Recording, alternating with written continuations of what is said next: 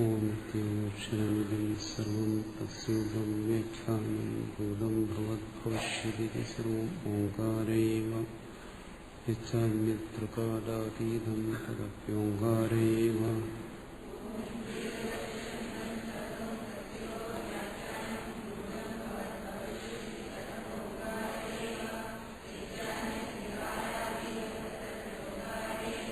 സർവം ഹേതദ്ബ്രഹ്മായമാത്മാ ബ്രഹ്മ സ്വയമാത്മാ ചതുഷ്പാദ്.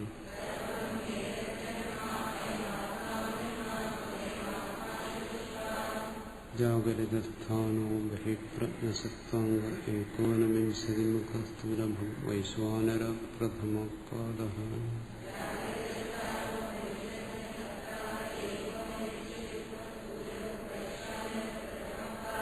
സ്വപ്നസ്ഥാനോ അന്തഃപ്രജ്ഞസത്താംഗ ഏകോനവിംശതിമുഖ പ്രയുക്തഭുഗ് തൈജസോ ദ്വിതീയപാദഃ.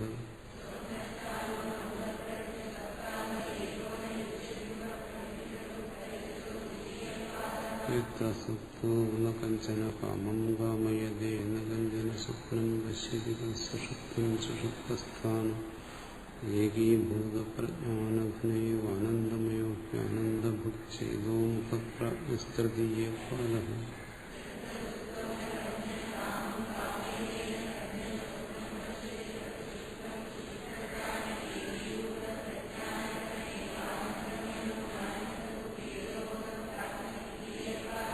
യേഷ സർവേശ്വര യേഷ സർവജ്ഞേഷ അന്തര്യാമി യേഷ യോനിഃ സർവസ്യ പ്രഭാകയോ ഹി ഭൂതാനാം.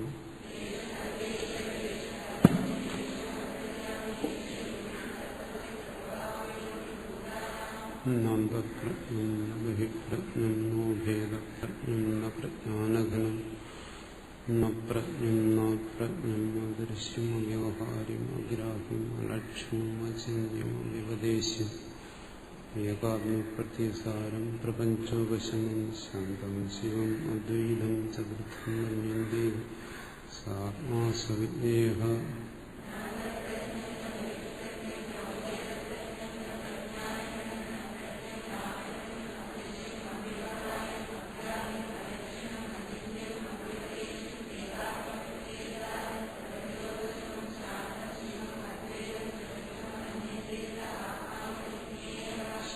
സ്വയമാത്മാധ്യക്ഷരം ഓംകാരോ അധിമാത്രം പാദാമാത്രാ മാത്രാശ്ച പാദാ ഉകാരം ഉകാരോ ഉകാര ഇതി.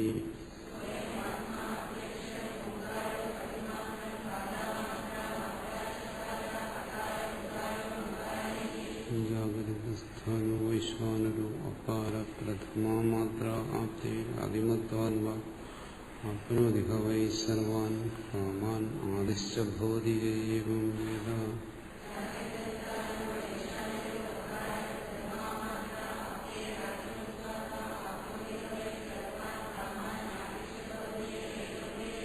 സ്വപ്നസ്ഥാനത്തൈവസ ഉകാരോ ദ്വിതീയമാത്ര ഉത്കർഷാനുഭൂത്വാദ്വാ ഉത്കർഷ വൈ ജ്ഞാനസന്തതിം സമാനസ്യ ഭവതി നസ്യ ബ്രഹ്മവിത് പുനേ ഭവതി ഏവം വേദ.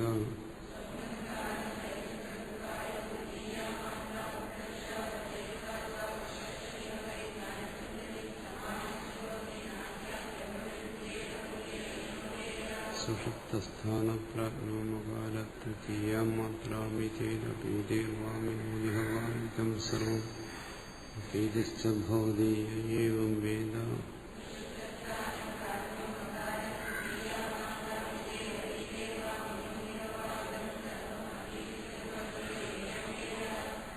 മാത്രശ്ചതർത്ഥോ വ്യവഹാരഃ പ്രപഞ്ചോ വിഷയസ്യോ അദ്വൈതയോ ഓംകാര ആത്മൈവ സംവിശതി ആത്മന ആത്മാനം ഏവം വേദ.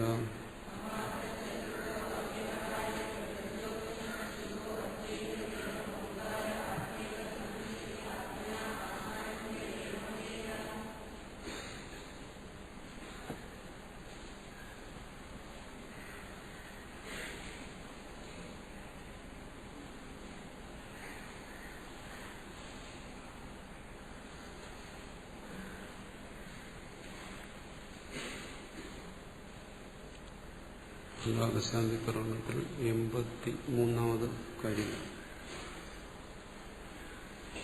അസ്തി നാസ്തി അസ്തി നാസ്തീതി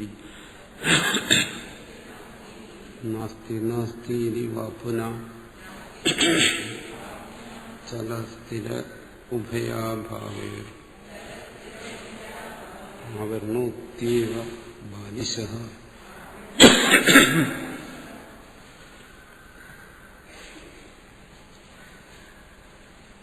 ഇതിന്റെ ആദ്യത്തെ 2 പാദങ്ങളാണ് കഴിഞ്ഞ ദിവസം ചർച്ച ചെയ്തത്. പണ്ഡിതന്മാരുടെ ചിന്ത ചർച്ച അതെങ്ങനെയാണെന്നാണ് ഇവിടെ വിശദീകരിച്ചത്. ആത്മാവിനെ കുറിച്ച് എന്നത് തത്വത്തെക്കുറിച്ച് ഇനി അറിവുള്ളവർ തന്നെ പലതരത്തിൽ പറയുന്നു. ഇവിടെ പ്രധാനമായിട്ട് 4 കൂട്ടരെ പറഞ്ഞു. അസ്ഥി എന്ന് പറയുന്ന ഒരു കൂട്ടർ, അത് വിജ്ഞാനവാദികൾ.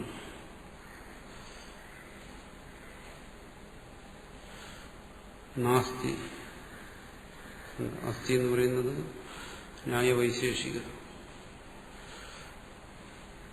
അസ്ഥി എന്ന് പറയുന്നു. അതെ, ന്യായവൈശേഷിക പക്ഷക്കാർ അസ്ഥി എന്ന് പറയുന്നു. അസ്ഥി എന്ന് പറയുന്നത് അതിനെ വിശദീകരിക്കും. നാസ്തി എന്ന് പറയുന്നത് വിജ്ഞാനവാദികൾ. ക്ഷണികമായ വിജ്ഞാനത്തിനപ്പുറം മറ്റൊന്നുമില്ല. അസ്ഥി നാസ്തി എന്ന് പറയുന്നത് ദിഗംബരന്മാർ, ജൈനന്മാരിലൊരു പക്ഷം. നാസ്തി എന്ന് പറയുന്നത് ബൗദ്ധന്മാരിൽ തന്നെ ശൂന്യവാദികൾ. ഇവരെല്ലാം പറയുന്നത് വലിയ വലിയ തത്വങ്ങളാണ്. പക്ഷെ എല്ലാം അവരുടെ ബുദ്ധി കൽപ്പിതമാണ്. അതുകൊണ്ട് ഇതൊന്നും പരമാർത്ഥമല്ല എന്നാണ്. അതിനാണ് അടുത്ത് വിശദീകരിക്കുന്നത്. തത്ര അസ്ഥി ഭാവചലഃ. അസ്ഥി എന്ന് പറയുന്നത് അതിന് വിശദീകരിക്കേണ്ടത് ചലമാണ്. എന്നുവെച്ചാൽ അത് പരിണാമിയാണ്. ഘടാദി അനിത്യവിലക്ഷണത്വ. അതിന്റെ പ്രത്യേകത എന്താണ്? ഒരാത്മാവിനെ കുറിച്ച് പറയുന്നു. അത് ന്യായവൈശേഷികന്മാരുടെ അഭിപ്രായത്തെക്കുറിച്ച് പറയുന്നു. അവരിതിനെക്കുറിച്ച് ഒരുപാട് ചിന്തിച്ചിട്ടുണ്ട്. പ്രാചീനന്മാരെ കുറിച്ച് പറയുകയാണ്. അതും ആധുനിക കാലത്ത് വന്നപ്പോൾ അവരുടെ അഭിപ്രായങ്ങളൊക്കെ മാറിയിട്ടുണ്ട്. പ്രാചീനന്മാരെന്താ പറഞ്ഞത്? ആത്മാവ് അതവര് ആത്മാവിനെ പറയുന്ന ഒരു ദ്രവ്യമാണെന്ന്. ദ്രവ്യം എന്ന് പറയുമ്പോൾ നമ്മൾ ധരിക്കുന്ന അർത്ഥത്തിലൊന്നുമല്ല. ദ്രവ്യം എന്ന് പറഞ്ഞാൽ അതിന്റെ താല്പര്യം ഗുണമുള്ളത്.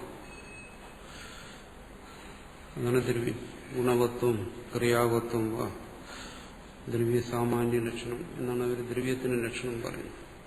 ഗുണമുള്ളത് അല്ലെങ്കിൽ ക്രിയയുള്ളത് അതൊക്കെ ദ്രവ്യമാണ്. നമ്മൾ ഉദ്ദേശിക്കുന്ന തരത്തിൽ ദ്രവ്യമല്ല. അതൊരു പാരിഭാഷിക ശബ്ദമാണ്, സാങ്കേതിക ശബ്ദമാണ്.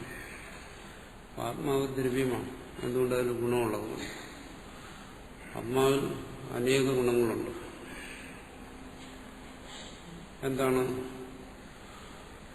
അതിൽ നിത്യമായ ഗുണങ്ങളും അനിത്യമായ ഗുണങ്ങളുമുണ്ട്.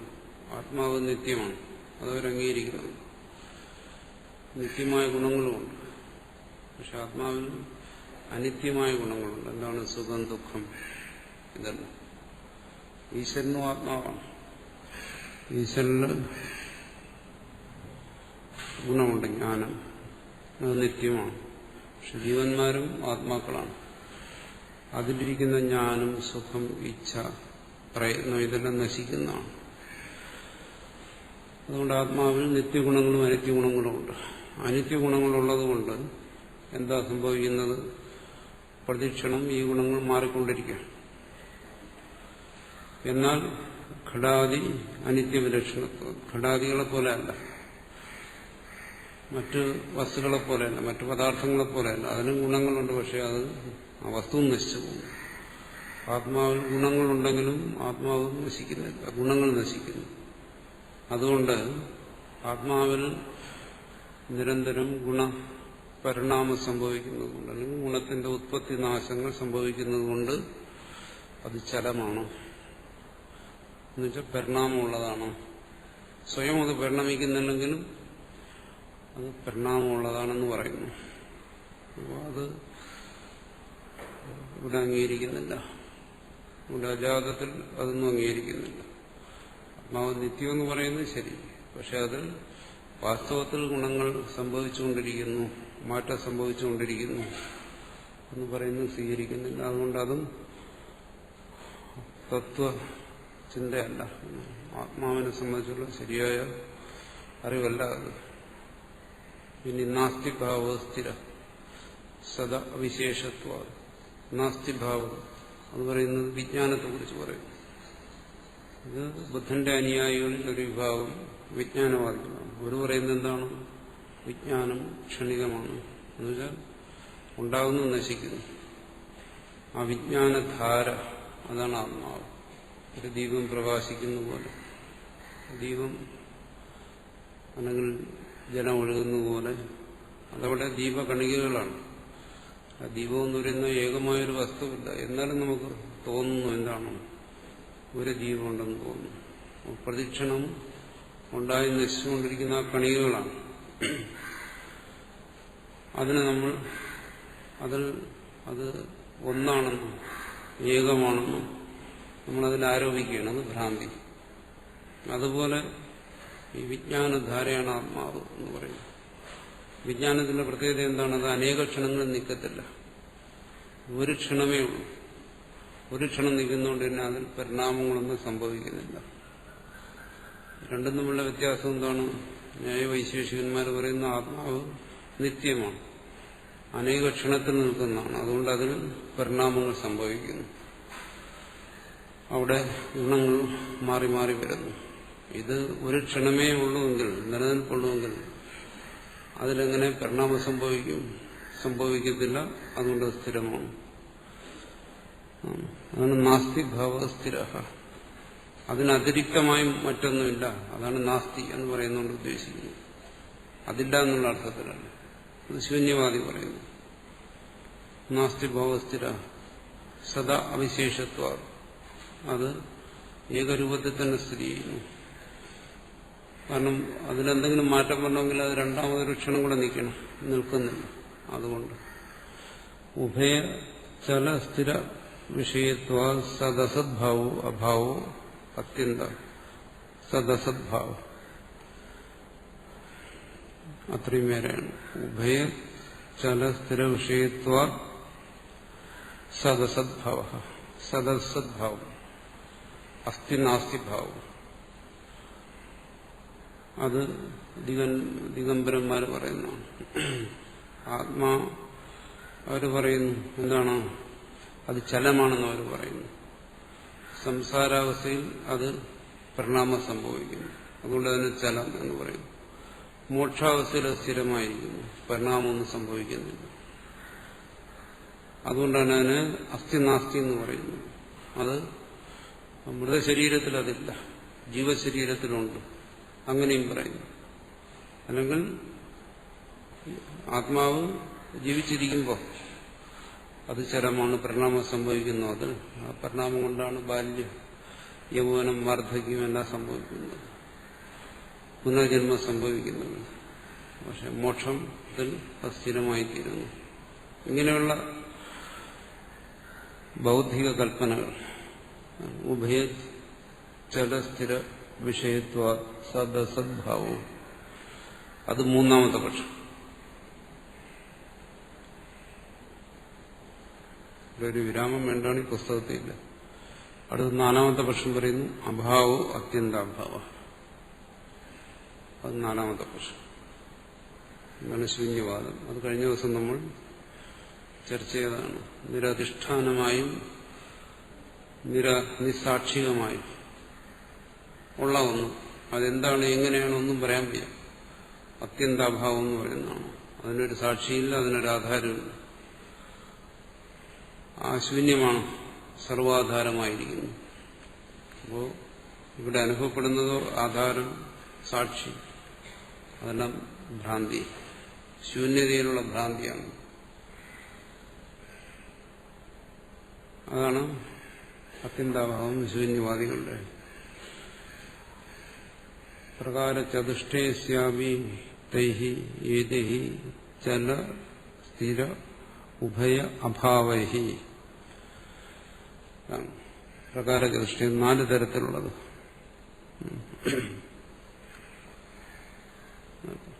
4 തരത്തിലൂടെ വിശദീകരിച്ചത് എന്തൊക്കെയാണ്? ഏതൈഹി ചലം ന്യായവൈശേഷികന്മാരുടെ പക്ഷം, സ്ഥിരം വിജ്ഞാനവാദികളുടെ പക്ഷം, ഉഭയം ജൈനന്മാരുടെ പക്ഷം, അഭാവം ശൂന്യവാദികളുടെ പക്ഷം. അസദാദിവാദി സർവോപി ഭഗവന്തം ആവൃണോത്യവ ബാലിശോ അവിവേകി. ഇത് പറയുന്നത് പണ്ഡിതന്മാരെ കുറിച്ചാണ്, ചിന്തിക്കുന്നവരെ കുറിച്ച്. കാരണം ചിന്തിക്കുകയാണെങ്കിൽ ഏതു തരത്തിലും ഇതിനെക്കുറിച്ച് ചിന്തിക്കാം. അത് അവസാനമില്ലാത്തതാണ്. ഇവരെല്ലാവരും സദസദാദിവാദി സർവോപി സർവരും. ഇതാരും കുറഞ്ഞ ആൾക്കാരല്ല, എല്ലാം പ്രഗത്ഭന്മാരായ ആചാര്യന്മാരാണ്. ഈ വിഷയങ്ങളിലെല്ലാം കൂടി ഗ്രന്ഥങ്ങളുണ്ട്. ഇവരെല്ലാം ധാരാളം ചിന്തിച്ചിരിക്കുന്നു. പക്ഷെ ഇതെല്ലാം കൊണ്ടെന്താ സംഭവിച്ചത്? ഭഗവന്തം, ഭഗവാനെ ആവരണോത്തി, ആവരണം ചെയ്യുന്നു. ഈ ബൗദ്ധികമായ കൽപ്പനകൾ ഇതിനെ ആവരണം ചെയ്യാനേ ഉപകരിക്കുന്നുള്ളൂ എന്നാണ്. സത്യത്തെ മറയ്ക്കാനാണ്. നമ്മൾ മുമ്പും ചർച്ച ചെയ്തിട്ടുണ്ട്. നമ്മുടെ കൽപ്പനകൾ, നമ്മുടെ ധാരണകൾ, ഭാവനകൾ, ഊഹങ്ങൾ, സ്മരണകൾ, അനുഭവങ്ങൾ, ഇതെല്ലാം എന്താണ്? സത്യത്തെ മറയ്ക്കാനേ ഉപകരിക്കൂ. ഇതിനൊന്നും സത്യത്തെ വെളിപ്പെടുത്താൻ പറ്റത്തില്ല. സത്യത്തിന് ഇത് മൂടിക്കളയുന്നു. ആവണോതി ഏവ. ഇതാരാണിത് ഈ ആവരണം ചെയ്യുന്നത്? ബാലിശഹ, ബാലന്റെ സ്വഭാവമുള്ളവർ, കുട്ടികളുടെ സ്വഭാവമുള്ളവർ. തത്വത്തെ സംബന്ധിച്ചവർ കുട്ടികളെ പോലെയാണ്. കുട്ടികളെന്താണ്? അവര്, നമ്മൾ പറയും കുട്ടി അവൻ വിവേകമില്ലാത്തവനാണ്, അവൻ അതിനെക്കുറിച്ച് അങ്ങനെ പറയുന്നു, ഇതിനെക്കുറിച്ച് ഇങ്ങനെ പറയുന്നു. ഇതെല്ലാം അവന്റെ ഭാവനയാണ്, കൽപ്പനയാണ്. മുതിർന്നവനെ പോലെ അവന് സത്യാസത്യങ്ങൾ, ധർമാധർമ്മങ്ങൾ, നീതി അനീതി ഇതൊന്നും തിരിച്ചറിയാൻ കഴിയുന്നില്ല. അവന് വിവേകമില്ല. അതുകൊണ്ടാണ് നമ്മൾ പറയുന്നത് ബാലനെന്ന്. അവരുടെ ഭാവനയിൽ തോന്നുന്നതെന്തോ അത് പറയും. ആ ബാലനെ പോലെ, ബാലന്റെ സ്വഭാവമുള്ളവരാണ് ഇവരെല്ലാം, ബാലിശന്മാർ. ഇവിടെ ഈ പറയുന്ന തത്വചിന്തയെ സംബന്ധിച്ച്, തത്വചിന്തയെ സംബന്ധിച്ചവർ എത്ര മഹത്തായ ആശയങ്ങൾ പറഞ്ഞാലും ശരി, അത് ബാലന്മാരുടെ അഭിപ്രായം പോലെ ഗണിക്കുന്നേ ഉള്ളൂ. ഇവിടുത്തെ ആചാര്യം അവിവേകി, ഇതെല്ലാം അവിവേകികളാണ്. അപ്പൊ ഇവിടെ പണ്ഡിതനെന്ന് പറഞ്ഞാൽ അർത്ഥം അവിവേകി എന്നാണ്. ഇനി ശരിയായ പണ്ഡിതനെ കുറിച്ചെടുത്ത് പറയും. ഇവിടെ പണ്ഡിതൻ എന്ന് പറഞ്ഞാൽ ബാലിശൻ. ഗീതാ ഭാഷ്യത്തിൽ പറഞ്ഞിട്ടുണ്ട്, പണ്ഡ ആത്മവിഷയ ബുദ്ധി സഞ്ജാത യസ്യ പണ്ഡിത. ആത്മവിഷയമായ ബുദ്ധിയുള്ളവനാണ് പണ്ഡിതൻ. ഇപ്പൊ പണ്ഡിതൻ എന്ന് പറയുന്ന ശബ്ദത്തെ 2 തരത്തിലും പറയുന്നുണ്ട്. ഇവിടെ പണ്ഡിതൻ എന്ന് പറഞ്ഞാൽ ബാലിശൻ, അവിവേകി. അവിടെ പണ്ഡിതൻ എന്ന് പറഞ്ഞു കഴിഞ്ഞാൽ ആത്മജ്ഞാനി. അവിടെ ശബ്ദത്തിന് സന്ദർഭമനുസരിച്ച് അർത്ഥവ്യത്യാസം വരുന്നത് ശ്രദ്ധിക്കും. അതുകൊണ്ട് പണ്ഡിതൻ എന്ന് പറഞ്ഞാൽ ഇങ്ങനെ ഒരു അർത്ഥമേ ഉള്ളൂ എന്ന് നമ്മൾ ധരിച്ചു കളയുന്നു. ഒരു ശബ്ദത്തിനെന്നല്ല, എല്ലാ ശബ്ദങ്ങൾക്കും സന്ദർഭമനുസരിച്ച് അർത്ഥം മാറും. അതുകൊണ്ട് നമ്മൾ വാശി പിടിക്കും. അങ്ങനെയുണ്ടല്ലോ മുറി വിദ്വാൻമാർ, പിന്നെ ശബ്ദത്തിന് ഇതാണ് അർത്ഥം എന്ന് പറഞ്ഞ് വാശി പിടിക്കും. അത് തെറ്റാണ്, ഇത് ശരിയാണ്, അങ്ങനെ പറഞ്ഞാൽ അതൊക്കെ സന്ദർഭമനുസരിച്ച് മാറാം, വിവക്ഷയനുസരിച്ച് മാറാം. ശബ്ദാർത്ഥങ്ങൾ മാറുന്നതിന് ഒരുപാട് നിമിത്തങ്ങളുണ്ട്. അതുകൊണ്ട് ഈ രണ്ട് അർത്ഥത്തിന് ഇവിടെ ഒരാൾ തന്നെ ഉപയോഗിച്ചിരിക്കുന്നു, ഭാഷ്യകാരൻ തന്നെ ഉപയോഗിച്ചിരിക്കുന്നു. ഒരിടത്ത് പണ്ഡിതൻ എന്ന് പറഞ്ഞാൽ അവിവേകി, ഒരിടത്ത് പണ്ഡിതൻ എന്ന് പറഞ്ഞാൽ ജ്ഞാനി, പണ്ഡിത സമദർശിന എന്നെല്ലാം പറയുന്നു. അവിടെ ജ്ഞാനിയായി. യദ്യപി പണ്ഡിതോ ബാലിശേവ പരമാർത്ഥ തത്വ അനുബോധ കിമു സ്വഭാവമൂഢോ ജന ഇത്യഭിപ്രായ. യദ്യപി പണ്ഡിതോ, പണ്ഡിതന്മാര് എന്ന് പറയുന്നു, ഇത്രയും വലിയ ശാസ്ത്രങ്ങളിൽ രചിക്കാൻ കഴിഞ്ഞവർ, ഇത്രയും ഗഹനമായി ചിന്തിച്ചവര്, തപസ് ചെയ്തവര്. ഇവിടെ ശാസ്ത്രങ്ങൾ എന്നൊക്കെ പറയുന്നവരുടെ തപസ്സിന്റെ ഫലമാണ്. അവര് നിസ്സാരക്കാരാണ്. അല്ലാതെ അത്രയും ഗംഭീരങ്ങളായ ശാസ്ത്രങ്ങളൊന്നും അവർക്ക് ഉണ്ടാക്കാൻ പറ്റത്തില്ല. അങ്ങനെയുള്ള തപസ്സികൾ ആണ് ഇവിടെ പണ്ഡിതന്മാരെന്ന് പറയുന്നത്. ആ പണ്ഡിതന്മാർ ബാലിശേവ, അവരും അജാതിയുടെ നിലയിൽ നിന്ന് നോക്കുമ്പോൾ, ഇവിടെ ആചാര്യന്റെ നിലയിൽ നിന്ന് നോക്കുമ്പോൾ ബാലന്മാരെ പോലെയാണ്. ബാലന്മാരുടെ ചിന്തയിൽ എന്നാണ്. അവർ ബാലന്മാരെ പോലെയാണ്. എന്തുകൊണ്ട്? പരമാർത്ഥ തത്വ അനുബോധ. അവർക്ക് അറിവില്ല എന്നല്ല പറയുന്നു. അവർക്ക് ഒരുപാട് വിഷയങ്ങളെ സംബന്ധിച്ച് അവർക്ക് അറിവുണ്ട്. ആത്മാവിനെക്കുറിച്ചും പദാർത്ഥങ്ങളെക്കുറിച്ചും ഒക്കെ അവർ ധാരാളം ചിന്തിച്ചിരിക്കുന്നു. അപ്പൊ അങ്ങനെ അവർക്ക് ചിന്തിക്കാൻ ശേഷിയില്ലെന്നോ, ബുദ്ധിയില്ലാത്തവരെന്നോ, അറിവില്ലാത്തവരെന്നോ, അത്തരത്തിലുള്ള വിവേകമില്ലാത്തവരെന്നുള്ള അർത്ഥത്തിലല്ല ഇവിടെ പറയുന്നു. പരമാർത്ഥ തത്വ അനുബോധ. പരമാർത്ഥ തത്വം അവർ ഗ്രഹിക്കുന്നില്ല. അല്ലെങ്കിൽ അവരെന്തിനാണോ പരമാർത്ഥ തത്വം എന്ന് ഭ്രമിച്ചത്, അതല്ല പരമാർത്ഥ തത്വം. അത് ഈ പരമാർത്ഥ തത്വത്തെ സംബന്ധിച്ചുള്ള യഥാർത്ഥമായ ബോധമല്ല. അതുകൊണ്ടാണ് പറയുന്നത് ബാലിശന്മാർ, അല്ല വേറൊരർത്ഥത്തിലല്ല. അതേസമയം ഇതേ ആചാര്യന്മാരെ തന്നെ അവരുടെ അറിവിന്റെ കാര്യത്തിൽ ഇതേ ആചാര്യൻ തന്നെ വളരെ പുകഴ്ത്തിയിട്ടുമുണ്ട്. ബ്രഹ്മസൂത്രത്തിലും മറ്റും രണ്ടും ചെയ്യുന്നു. ആചാര്യ പ്രണീതം സൂത്രം നമ്മളവിടെ ചർച്ച ചെയ്തതാണ്. അത് ആചാര്യൻ ഇത്ര മഹത്തായ സൂത്രം ഉണ്ടാക്കിയിരിക്കുന്നു എന്ന് പറഞ്ഞ് ഗൗതമനെ പ്രശംസിച്ചിട്ടുണ്ട്, ഇതേ ആചാര്യൻ തന്നെ. പക്ഷെ അതേ ആചാര്യനെ തന്നെ ഇവിടെ പറയുന്നു ബാലിശൻ എന്ന് പറയുന്നു. ഇതുവരെയാണ് നമ്മൾ കേൾക്കുന്ന കാര്യങ്ങളിലും പലതിനും നമുക്ക് പരസ്പര വിരുദ്ധമെന്ന് തോന്നുന്നു. മുമ്പ് പറഞ്ഞതല്ലല്ലോ ഇപ്പൊ പറയുന്നത്, അന്ന് പറഞ്ഞതിന് വിരുദ്ധമായിട്ടാണല്ലോ വന്നത് എന്ന് നമുക്ക് തോന്നിപ്പോകും. എന്തുകൊണ്ട്? അതോരോ സന്ദർഭത്തിൽ പറയുന്നതാണ്. ഒരു സന്ദർഭത്തിൽ അത് അങ്ങനെ പറയുന്നു, മറ്റൊരു സന്ദർഭത്തിൽ വരുമ്പോൾ ഇങ്ങനെ പറയുന്നു. ഓരോ സന്ദർഭം അനുസരിച്ച് കാര്യങ്ങൾ വ്യത്യസ്തമായി മനസ്സിലാക്കും. അതുകൊണ്ട് അവിടെ വൈരുദ്ധ്യം വരുന്നില്ല. പറയുന്നതിന്റെ താല്പര്യത്തെയാണ് മനസ്സിലാക്കേണ്ടത്. അല്ല വാച്യാർത്ഥത്തിൽ പിടിച്ചു തോന്നിയിട്ട് അത് ഇതും തമ്മിൽ പരസ്പര വിരുദ്ധമുള്ള കാര്യങ്ങളാണ്, ഇതെങ്ങനെ ശരിയാകും എന്ന് ചിന്തിക്കാൻ പാടില്ല. അതുകൊണ്ടാണ് ഇവിടെ ആചാര്യൻ ഒരു സ്ഥലത്ത് ഇവരെല്ലാം വളരെ പുകഴ്ത്തുകയും ഇവിടെ പറയുന്നു ബാലിശൻ ആണത്, അവരുടെ ചിന്ത ബാലിശമാണ്, അവർ മന്ദന്മാരാണ്, അവിവേകികളാണ്. ഇത് രണ്ടും പറയുന്നു. പറയുന്നതിന്റെ കാരണവും പറയുന്നു. അവിടെ ബ്രഹ്മസൂത്രത്തിൽ വന്നവൻ പറഞ്ഞു ഗൗതമൻ ആചാര്യൻ മഹാനാണെന്ന് പറഞ്ഞു. എന്തുകൊണ്ട്? അവിടെ ജ്ഞാനം കൊണ്ട് മോക്ഷം എന്നുള്ള തത്വത്തെ അംഗീകരിച്ചിരിക്കുന്നു. എന്താണ് ജ്ഞാനം, എന്താണ് മോക്ഷത്തിന്റെ സ്വരൂപം, എന്താണ് ആത്മാവിന്റെ സ്വരൂപം, അവിടെയൊന്നും പൂർണ്ണമായി എത്തിയിട്ടില്ലെങ്കിലും ആ ഒരു തത്വത്തെ, മുഖ്യമായൊരു തത്വത്തെ തത്വജ്ഞാനം കൊണ്ട് മോക്ഷം അത് അംഗീകരിച്ചപ്പോൾ അതംഗീകരിച്ച ഒറ്റ കാരണം കൊണ്ട് തന്നെ അദ്ദേഹം വിവേകിയായി, യഥാർത്ഥ പണ്ഡിതനായി, ഇതെല്ലാമായി. പക്ഷെ ഇവിടെ വന്നപ്പോഴോ എന്നിട്ടും അതുവരെ എത്തിയിട്ടും ആ പരമാർത്ഥ തത്വത്തെ ഗ്രഹിച്ചില്ല. അതുകൊണ്ട് ബാലിശനാണ്, ബാലന്മാരെ പോലെയാണ്. എങ്കിൽ കിമു സ്വഭാവമൂഢോ ജന ഇത്യഭിപ്രായം. അങ്ങനെയാണെങ്കിൽ അതാണ് പണ്ഡിതന്മാരെ സംബന്ധിച്ചെങ്കിൽ സ്വഭാവമൂഢോ ജന, ശാസ്ത്രപരിചയമില്ല, തപസ് ചെയ്തിട്ടില്ല, ഒരു തരത്തിലുള്ള അധ്യയനവുമില്ല, അതീന്ദ്രിയമായ വിഷയങ്ങളെക്കുറിച്ച് അവർ ചിന്തിക്കുന്നില്ല, അറിയാൻ ശ്രമിക്കുന്നില്ല, അങ്ങനെയൊന്നും ചെയ്യാത്ത സ്വഭാവേന മൂഢന്മാരായിട്ടുള്ളവര്. അവർക്കാകെയുള്ളത് അവരുടെ സമ്പാദ്യം എന്ന് പറയുന്നത് ഈ മൂഢത മാത്രമാണ്. ഇവിടെ മൂഢനെന്ന് പറയുന്നതും ഉദ്ദേശിക്കുന്നത് എങ്ങനെ, ശാസ്ത്ര വിഷയങ്ങൾ, അതീന്ദ്രിയമായ വിഷയങ്ങളിൽ അറിവില്ലാത്തവരാണ്. സാധാരണ ലൗകികമായ കാര്യങ്ങൾ അറിവുള്ളവരെയല്ല പറയുന്നത്.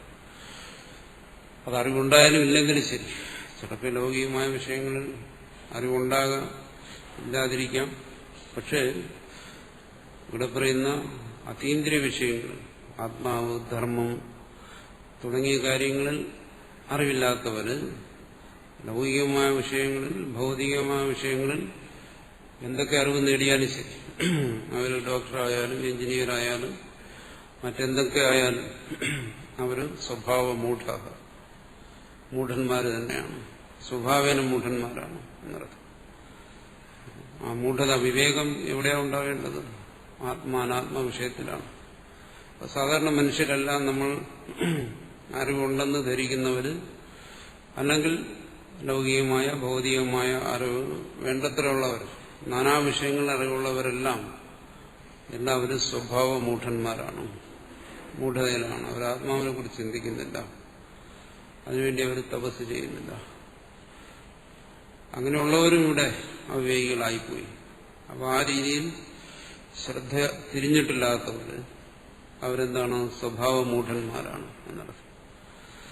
അവർ ജന്മനാൽ തന്നെ മൂഢന്മാരാണെന്നർത്ഥം. ഒരിക്കലും അവരുടെ ഭാഗത്തു നിന്നൊരു പരിശ്രമമേ ഉണ്ടായിട്ടില്ല. അവരുടെ ഒരു കൽപ്പനകൾ, ഇതിനെ സംബന്ധിച്ച് വരുന്ന കൽപ്പനകളെ കുറിച്ച് എന്ത് പറയാനാണ്? ആത്മാവ് എന്താണെന്നറിയാൻ ശ്രമിക്കാതെ ആത്മാവിനെ കുറിച്ച് എന്തെങ്കിലും ഊഹാപോഹങ്ങൾ പറയുക, എന്തെങ്കിലും കൽപ്പന ചെയ്യുക, അതിനുവേണ്ടി ഒരു പ്രയത്നം ചെയ്തിട്ടില്ല. അങ്ങനെയുള്ള സാമാന്യ ജനങ്ങൾ അവരാ പറയുന്നതിന് എന്താ വിലയുള്ളത്? അവരെ കുറിച്ച് എന്ത് പറയാനാണ്?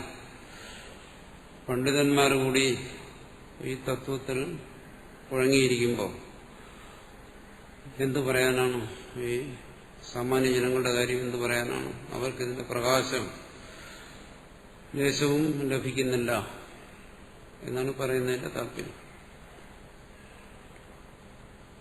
സ്വഭാവമൂഢോ ജന ഇത്യഭിപ്രായ.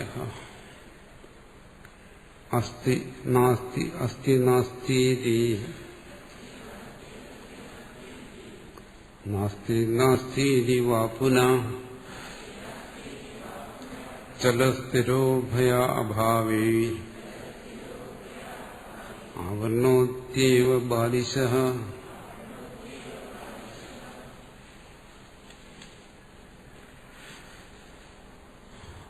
കോട്യ ചതസ്ര ഏതാസ്ഥോ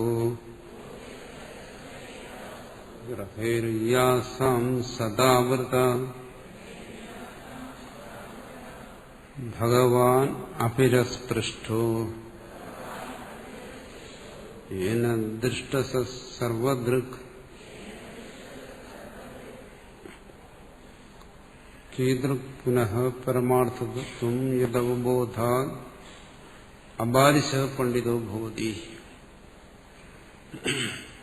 ഇവിടെ പറയുന്നു, പണ്ഡിതനാകുന്നതിന് ദോഷമൊന്നുമില്ല, അത് നല്ലത് തന്നെയാണ്. പക്ഷേ എങ്ങനെയുള്ള പണ്ഡിതനായിരിക്കണം? അബാലിശ പണ്ഡിതൻ, അബാലിശനായ പണ്ഡിതനായിരിക്കണം. കാരണം പണ്ഡിതനാകുന്നതിനും വളരെ പ്രയത്നവും തപസ്സും ആവശ്യമാണ്. അല്ല പണ്ഡിതനാകാൻ പറ്റത്തില്ല. പക്ഷെ അത്രയും തപസ് ചെയ്തിട്ട് വീണ്ടും ബാലിശനായ പണ്ഡിതനായല്ലോ. അത് വരാൻ പാടില്ല. അത് അബാലിശനായ ശരിയായ തത്വത്തെ ഗ്രഹിക്കുന്നവനാകണം. അതെങ്ങനെ? ഏത് അവബോധ, ഏതെതിനെ അറിഞ്ഞിട്ടാണോ? ഇവിടെ പറയുന്ന തുര്യാധിഗമം, തുര്യജ്ഞാനം. അതുകൊണ്ടാണ് അബാലിശനായ പണ്ഡിതനാകുന്നത്. അതേതെതിനെ അറിഞ്ഞിട്ടാണോ? കീദൃക് പുനഃ പരമാർത്ഥതത്വം. ആ പരമാർത്ഥ തത്വം എങ്ങനെയാണ്? കീദൃക് എപ്രകാരമാണ്? അപ്പോൾ ഒരു പണ്ഡിതനെ യഥാർത്ഥ പണ്ഡിതനാക്കുന്നതും ഈ പരമാർത്ഥ തത്വം തന്നെ. അതെങ്ങനെയാണ്? അതിവിടെ ആചാര്യൻ വെളിപ്പെടുത്തുന്നു. വെളിപ്പെടുത്തിയ കാര്യം തന്നെയാണ് അതിന്റെ പൂർണ്ണതയ്ക്ക് വേണ്ടി വീണ്ടും വെളിപ്പെടുത്തുന്നു. കോട്ടിഹ പ്രവാദക ശാസ്ത്ര നിർണയാന്ത ഏതാ ഉക്ത അസ്തി നാസ്തി ഇത്യാദ്യ ചതസ്രോ യാസാം കോടീനാം ഗ്രഹൈഹി ഗ്രഹണൈഹി ഉപലബ്ധി നിശ്ചയൈഹി സദാ സർവദാ ആവൃതഃ ആച്ഛാദിതഃ.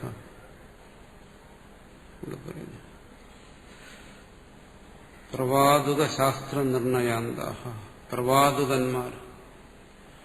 പ്രവാദുകൻ എന്ന് പറഞ്ഞാൽ ശരിക്കും സംസ്കൃതത്തിൽ നമ്മൾ മലയാളത്തിൽ പറയുന്ന വായാടികൾ എന്ന് പറയുന്നത്, കഴമ്പില്ലാതെ സംസാരിക്കുന്നവർ. ഒരുപാടൊക്കെ പറഞ്ഞുകൊണ്ടിരിക്കും, അതിന് കഴമ്പൊന്നും കാണത്തില്ല. അതുപോലെ ഈ വായാടികളായ ആചാര്യന്മാര്, പണ്ഡിതന്മാര്, അവരുടെ ശാസ്ത്ര നിർണയാന്ത, അവരുടെ ശാസ്ത്രത്തിൽ അവർ നിർണയിച്ചു വച്ചിരിക്കുന്ന കാര്യങ്ങൾ, അവർ നിശ്ചയിച്ചിരിക്കുന്ന കാര്യങ്ങൾ, ആ ശാസ്ത്രത്തിന്റെ വിഷയങ്ങൾ, അതാണ് പ്രാവാദുക ശാസ്ത്ര നിർണയാന്ത. പ്രവാദകൻ, പ്രാവാദകൻ എന്നെല്ലാം പറയും. അവരുടെ ആ ശാസ്ത്ര താല്പര്യങ്ങൾ ഏതാ ഉക്ത, അതാണ് ഇതുവരെ ചർച്ച ചെയ്തത്. കഴമ്പില്ല എന്നർത്ഥം. ഒരുപാട് പറയും, ഒരുപാട് എഴുതുന്നു, അതാണ്. അസ്ഥി നാസ്തി ഇത്യാദി ചതസ്ര യസാം കോടീനാം. അങ്ങനെ 4 കോടികൾ. കോടി എന്ന് പറഞ്ഞാൽ സാധാരണ 4 കോടിക്ക് സാധാരണ മൂല എന്ന് പറയും, ഭാഗങ്ങൾ എന്ന് പറയും, 4 തലങ്ങൾ എന്ന് പറയാം, 4 തരത്തിലുള്ളതെന്ന് പറയാം, അഗ്രം എന്ന് പറയും. അപ്പോൾ ഇത് 4 തരത്തിലുള്ള ചിന്തകളെ കുറിച്ച് പറഞ്ഞു. ചതസ്ര യാസാം കോടീനാം ഗ്രഹണൈഹി ഗ്രഹണൈഹി ഉപലബ്ധി നിശ്ചയൈഹി. ഈ ആചാര്യന്മാർക്കുണ്ട് അനുയായികൾ ധാരാളം. ഇങ്ങനെയുള്ള നാനാ കൽപ്പനകളോടുകൂടിയിരിക്കുന്നവരെ പിന്തുടരുന്നവർ. അവരും വാസ്തവത്തിൽ അവർ ആത്മാവിനെ അന്വേഷിക്കുകയാണ്. പക്ഷെ അവർ പിന്തുടരുന്ന ചിന്തകൾ ശരിയല്ല. ഈ ചിന്തകളിലൂടെയാണ് ആത്മാവിനെ പിന്തുടരുകയാണെങ്കിൽ സദാ സർവദാ ആവൃതഃ, ഈ പരമാത്മ തത്വം അവരെ സംബന്ധിച്ചിടത്തോളം മറഞ്ഞിരിക്കും എന്ന് പറയുന്നത് എന്തുകൊണ്ട്? ഈ പറയുന്നത് കാരണം ഇവിടെ 4 കോടികളെ കുറിച്ച് പറഞ്ഞപ്പോൾ ആത്മാവിനെ സംബന്ധിച്ച് വരാമെന്നുള്ള കൽപ്പനകളെല്ലാം ഇവിടെ അന്തർഭവിച്ചു കഴിഞ്ഞു. ആത്മാവിനെ അന്വേഷിക്കുന്നവർക്കെല്ലാം ആത്മാവിനെ സംബന്ധിച്ച് ഒരുപാട് കൽപ്പനകളുണ്ട്. മുമ്പും നമ്മൾ പറഞ്ഞിട്ടുണ്ട്, ഈ കൽപ്പനകൾ തന്നെയാണ് ഇതിന് തടസ്സമായിരിക്കുന്നത്. മിഥ്യാധാരണകളാണ് നമ്മൾ അറിവെന്ന് കരുതുന്നത്, നമ്മൾ ആർജിക്കുന്ന അറിവ്. ഇത് നമ്മൾ ആർജിക്കുന്ന അറിവുകളെല്ലാം ഇതിലേതെങ്കിലും ഒന്നായിരിക്കും. അപ്പോൾ അറിവിലൂടെ നമ്മളിതിനെ വെളിപ്പെടുത്താൻ ശ്രമിക്കുകയാണ്. പക്ഷേ എന്താ വാസ്തവത്തിൽ സംഭവിക്കുന്നത്? ആച്ഛാദിത, ഈ അറിവ് തന്നെ ഇതിനെ ആവരണം ചെയ്യുന്നു, മറയ്ക്കുന്നു. നമ്മൾ ആർജിക്കുന്ന അറിവ് തന്നെ ഇതിനെ മൂടിക്കളയുന്നു. അപ്പോൾ നമ്മൾ ആർജിക്കുന്ന ശരിയായ അറിവല്ലേ നിയോഗിക്കുന്നു. നമ്മൾ ആർജിക്കുന്നത് ശരിയായ അറിവാകാൻ വഴിയില്ല. കാരണം നമ്മൾ ആർജിക്കുന്ന അറിവ് സാധാരണഗതിയിൽ പെടുന്ന ഏതെങ്കിലും ഒന്നിൽ പെടത്തേ ഉള്ളൂ.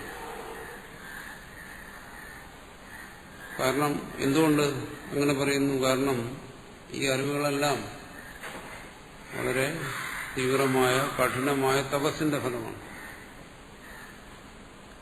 അപ്പൊ ശ്രേഷ്ഠന്മാരായ ആചാര്യന്മാരാണ് അതൊക്കെ അവതരിപ്പിച്ചത്. വലിയ തപസ്സിന് ശേഷം അവർക്ക് അറിയാൻ കഴിഞ്ഞ ഇത്ര മാത്രമാണ്. അങ്ങനെയാണെങ്കിൽ ഈ തപസ്സൊന്നുമില്ലാതെ ഇതിനെ അറിയാൻ ശ്രമിക്കുന്നവരുടെ അറിവ് എന്തായിരിക്കും? അല്പം തന്നെയായിരിക്കും. ആ അറിവ് എന്തിനുപകരിക്കും?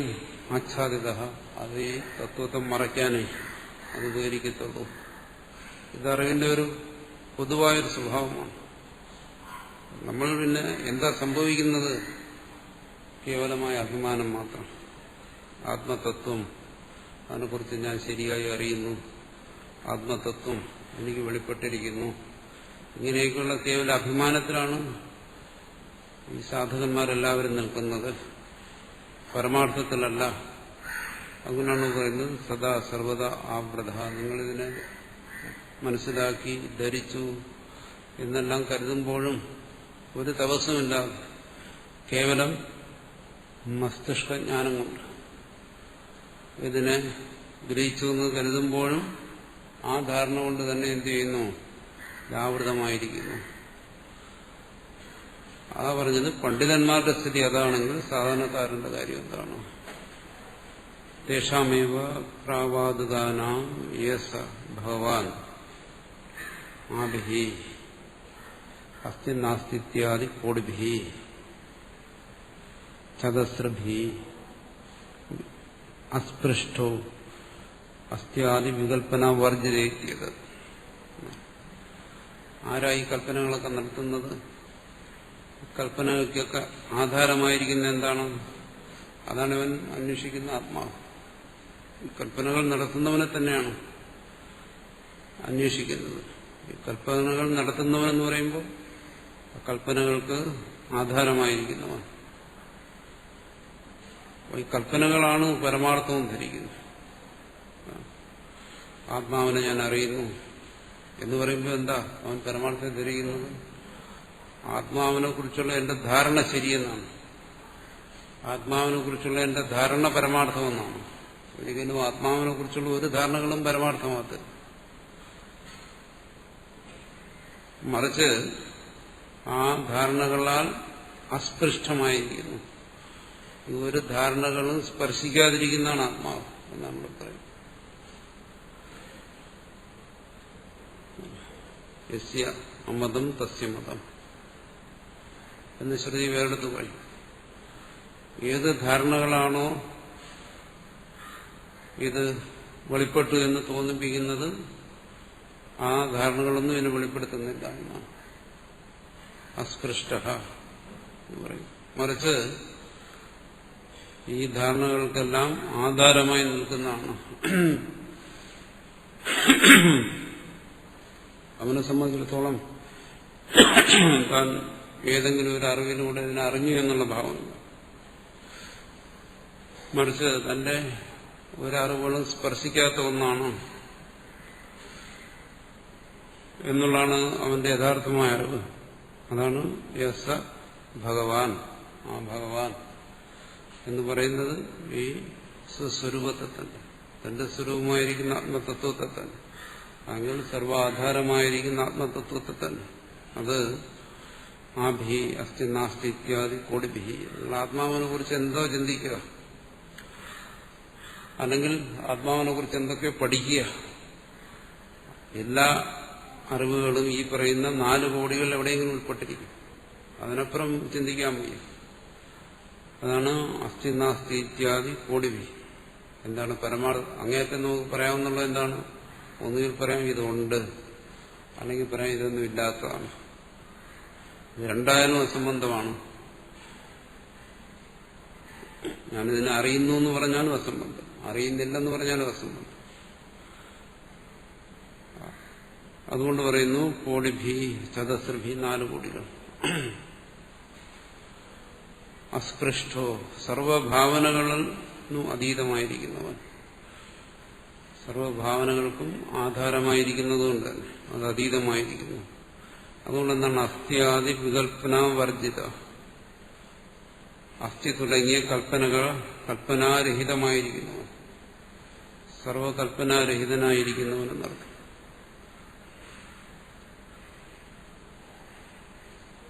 ഏന മുനിനാദറ്റ ജ്ഞാത, അങ്ങനെ സർവകൽപ്പനാരഹിതനായി സർവകൽപ്പനയ്ക്ക് ആധാരമായി നിർവിഷയമായി ഏതൊരു മുനിയാണോ ഇതിനെ ഗ്രഹിച്ചത് ജ്ഞാത,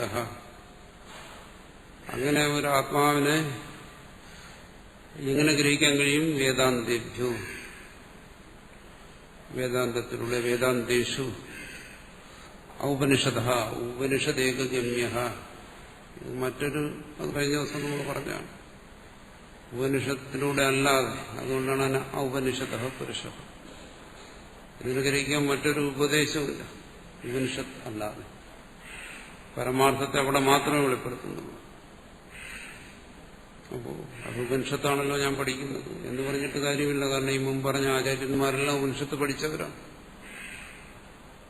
എന്നിട്ടും ഉപനിഷത്തിൽ നിന്നും ഔപനിഷദമായ പുരുഷൻ അവർക്ക് വെളിപ്പെട്ടില്ല.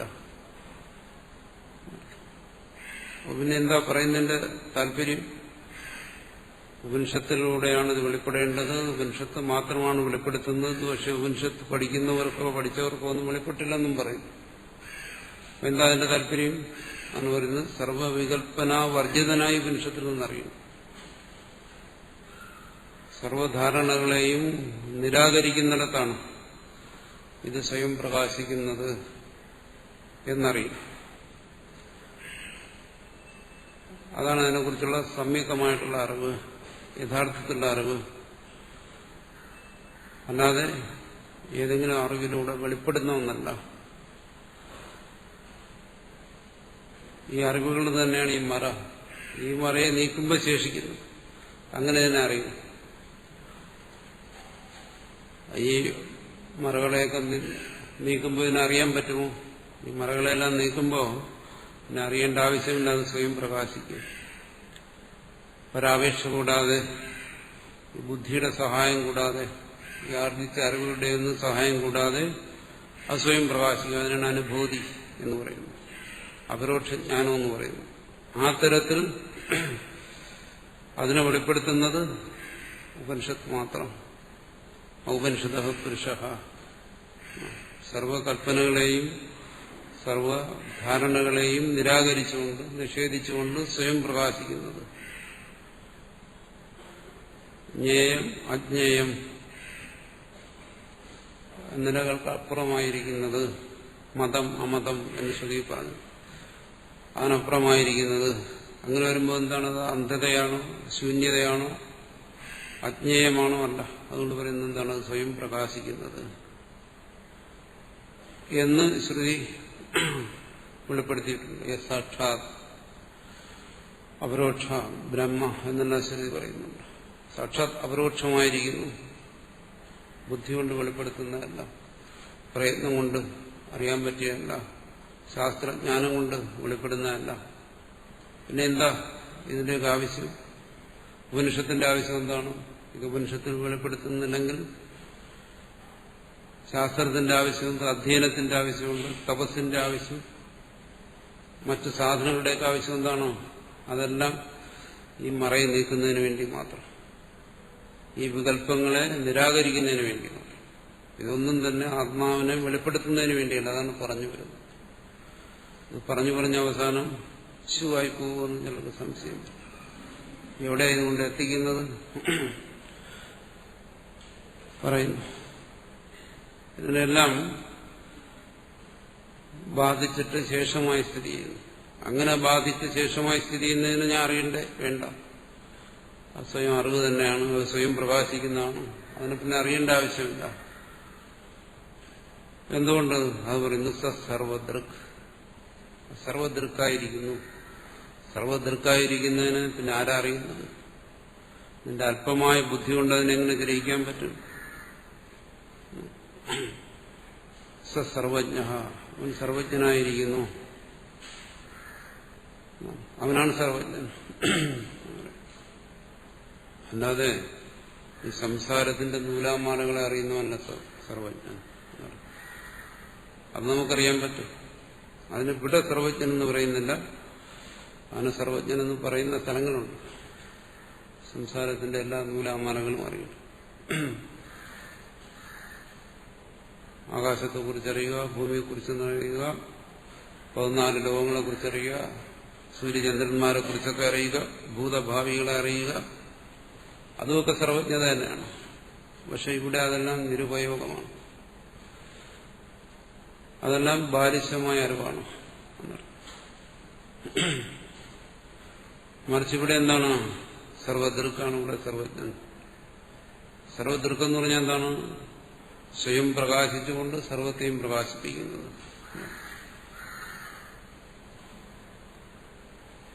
സ്വയം പ്രകാശിച്ചുകൊണ്ട് സർവത്തെയും പ്രകാശിപ്പിക്കുക എന്ന് പറഞ്ഞാൽ ജാഗ്രത സ്വപ്നങ്ങൾ, പ്രപഞ്ചം, സംസാരം എന്ന് പറഞ്ഞാൽ ഈ ജാഗ്രത സ്വപ്നങ്ങളാണ്. വേണ്ടി വന്ന സുഷുപ്തിയും ഒരു പരിധിവരെ അത് ഉൾപ്പെടുത്താം.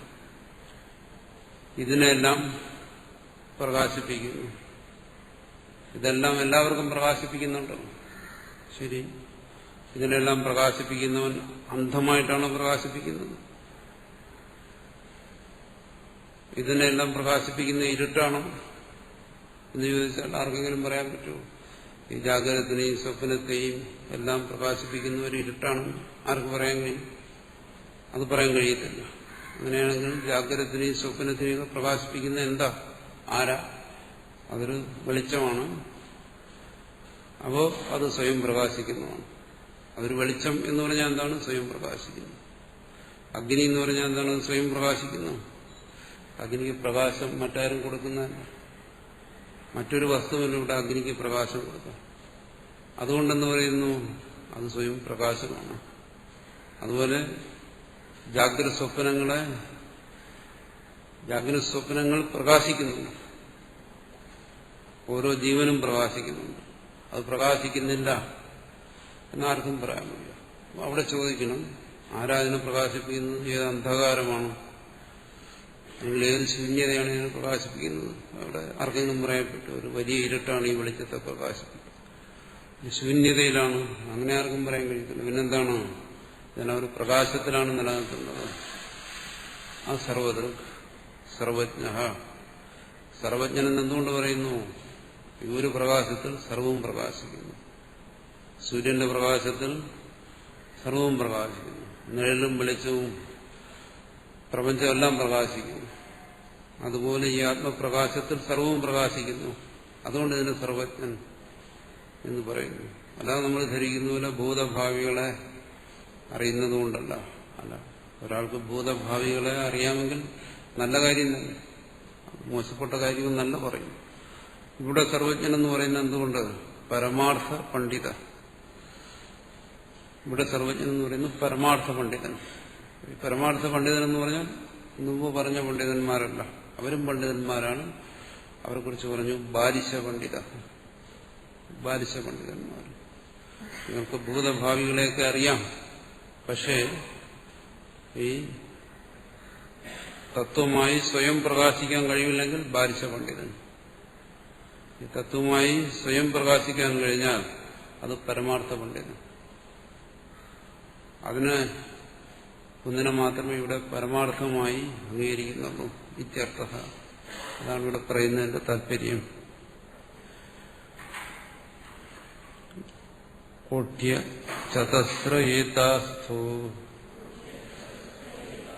ഗ്രഹേര്യാസാം സദാവൃത ഭഗവാൻ അസ്പൃഷ്ടോ യേന ദൃഷ്ടഃ സർവദൃക്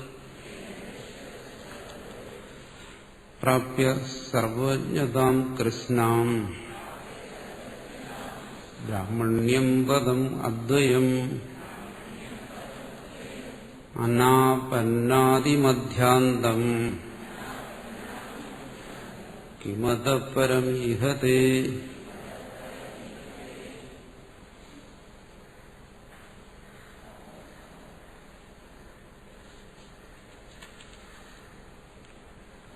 പ്രാപ്യ ഏതാം യഥോക്താം കൃഷ്ണാം സമസ്താം സർവജ്ഞതാം ബ്രാഹ്മണ്യം പദം സ ബ്രാഹ്മണഃ. ഇവിടെ പറയുന്നു പ്രാപ്യേതാം യഥോക്താം കൃഷ്ണ സമസ്താം സർവജ്ഞതാം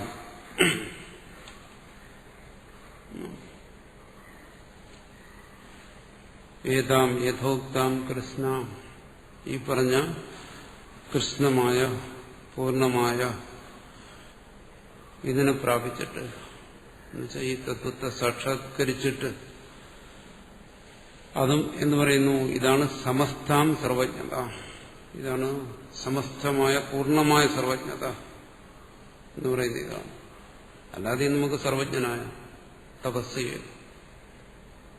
തപസ് ചെയ്തു കഴിഞ്ഞാൽ സത്യനിഷ്ഠ, ധർമ്മനിഷ്ഠ പോലെയുള്ള ബ്രഹ്മചര്യനിഷ്ഠ അങ്ങനെയുള്ള തപസ്സുകൾ ചെയ്തു കഴിഞ്ഞാൽ സർവജ്ഞത വരും. പറയുന്ന ഭൂതഭാവികളെ കുറിച്ചൊക്കെ അറിയാൻ പറ്റും, മറ്റ് ഐശ്വര്യങ്ങളെല്ലാം പ്രാപ്തമാകും. പക്ഷെ അന്ന് സമസ്തമായ സർവജ്ഞതയല്ല എന്നർത്ഥം. അതെല്ലാം അത്തരം സർവജ്ഞതകളെല്ലാം ഉണ്ടായാൽ വാസ്തവത്തിൽ സർവജ്ഞത എന്ന് പറയുന്നത് തപസ്സിന്റെ ഫലമാണ്. അത് മോശമായ കാര്യമൊന്നും ഒരു കുറഞ്ഞ കാര്യമൊന്നും അല്ല ഇവിടെ പറയുന്നത്. അങ്ങനെ ധരിക്കരുത്. പക്ഷെ ഇവിടെ പറയുന്ന ഒരു സർവജ്ഞതയാണ്. അതെന്താണ്? സമസ്തമായ സർവജ്ഞതയാണ്. ആത്മജ്ഞാനത്തിൽ കുറഞ്ഞ സർവജ്ഞതകളെ ആത്മജ്ഞാനവുമായി താരതമ്യപ്പെടുത്തി പറയുകയാണ്. അല്ല സർവജ്ഞത മോശമെന്നോ സർവജ്ഞൻ മോശമെന്നോ അല്ല പറയുന്നു. ബാക്കി ആത്മജ്ഞാനരഹിതമായ ആത്മബോധം കൂടാതെയുള്ള മറ്റെന്തെല്ലാവരും എല്ലാ അറിവുകളെയും ഇവിടെ വികല്പങ്ങളുടെ കൂട്ടത്തിലപ്പെടുത്തിയിരിക്കുന്നു. അതുകൊണ്ട് പറയുന്നതാണ് സമസ്ത സർവജ്ഞത. സമസ്തമായിരിക്കുന്ന ആ സർവജ്ഞതയെ പ്രാപ്യ അവൻ എന്തിനെ പ്രാപിച്ചിരിക്കുന്നു? അവിടെ